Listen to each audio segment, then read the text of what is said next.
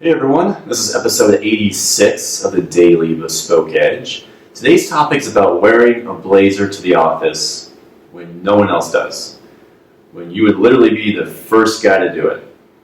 Now, a little background here to kind of help relate to you. I used to work as an engineer, and I had a cubicle, worked in a great big office environment, and it was very casual, but it was business casual. And so typically guys are wearing slacks and a polo shirt, or a button-up dress shirt, and jeans were acceptable if they were decent-looking jeans.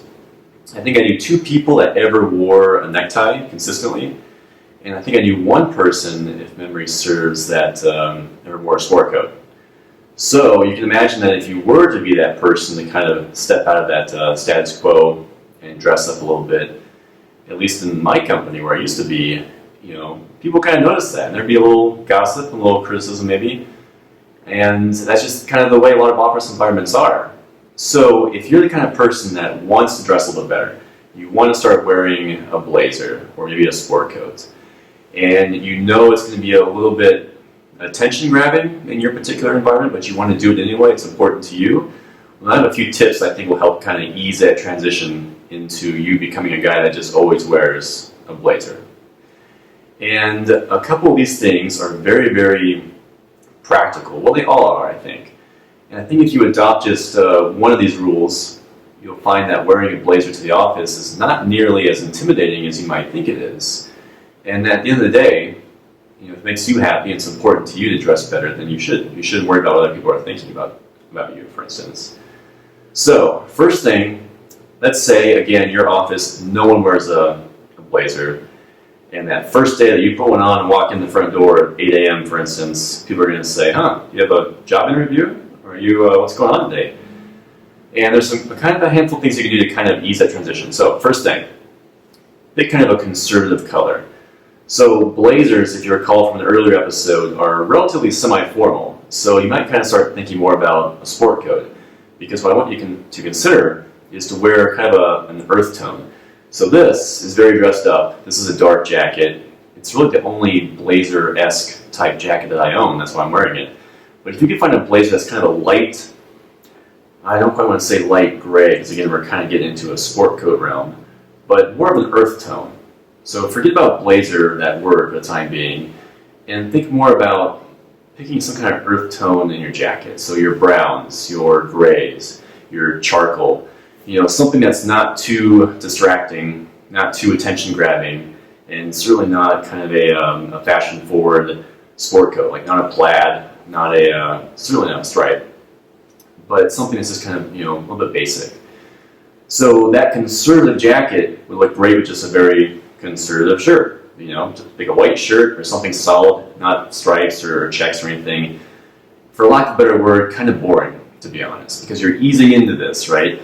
And the idea is not to get too much attention from those around you and not to get that dreaded question of, do you have an interview? What's going on here? Level with me, Ryan. Why are you wearing a blazer? You never wear a blazer. So, pick some conservative colors. Second thing you can do is be really consistent in wearing this. And so that can mean a lot of different things. Maybe you're only wearing a blazer on Mondays. Or maybe it's 3 days a week. Could be fine. Maybe you want to get to 5 days a week, you just really want to dress up. You want to wear a jacket, a blazer, or a sport coat, or something. It's just important to you. You can start kind of small. Maybe it's 1 day a week. Maybe it's 2 days a week. But be consistent. Week after week, keep wearing one. Okay? And then eventually, you keep adding days. And then before you know it, you're just the guy in the office that always wore a jacket. No one can remember you not wearing one. So the third rule, or tactic here to help you kind of ease into being a guy that wears a jacket to the office, is to drape it over the back of your chair at your desk. So what I mean by that is when you walk in the door, of course, that's the intimidating moment, right, where everyone's going to be kind of looking at you and saying, why are you wearing a coat? So walk to your desk, take it off, and put it in the back of your chair. Or better yet, if you have a hanger and you have that solitary hook in your cubicle or your office, give it something to do. So hang your jacket up on it. It's better for the jacket than hanging over like the back of the chair, for instance. But the whole point here is that you're wearing your jacket purely for functionality, or so that's kind of how you're going to ease into this, right? A jacket really is just that. It's, menswear is very functional. So a jacket, another layer, keeps you warm. And if you're cold outside, or if it is cold outside, or even if you live in, say, Scottsdale, maybe it's kind of a chilly morning, and so you wore a jacket. And then you walk in and you put it over a chair. Okay, that way you're kind of creating an appearance that is partially true, that you're wearing the blazer because it's just a jacket, that's what it is. And that's how you can answer that question when people say, well, when is your interview this afternoon? You can say, oh no, I upgraded my jacket. My old one just was getting too old, and so I thought, oh, I'll wear a blazer now. Okay? And then you can kind of slowly start to keep it on a little longer. Maybe it's not right when you walk in the morning that you take it off. Maybe it's an hour later. Maybe it's 2 hours later. And eventually, if it's important to you that you just want to wear a jacket the whole day and only take it off if you get too hot, then you just kind of keep progressing in that way. And before you know it, you are the guy in the office that is the most sharply dressed, that is the one that always wears a blazer, and no one can remember you without one.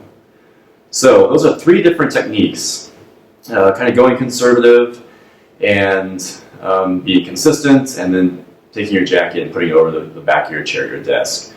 That are kind of practical things you can do that, again, I'm talking to you guys that are kind of on the fence. You want to wear a blazer to the office, but no one else does, and you're kind of worried about, rocking the boat. There's really no reason to, because again, clothes are just clothes. You wear them.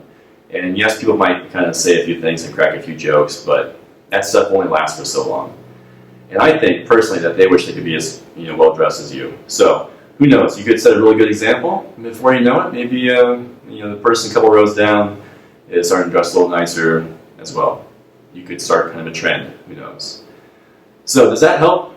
Let us know in the comments below. What do you think about kind of being that one person that dresses a little bit better than everyone else? There are kind of the assumed consequences that people think might be kind of gunning for management, or that you're trying too hard, which, what's trying too hard? There's nothing wrong with trying hard.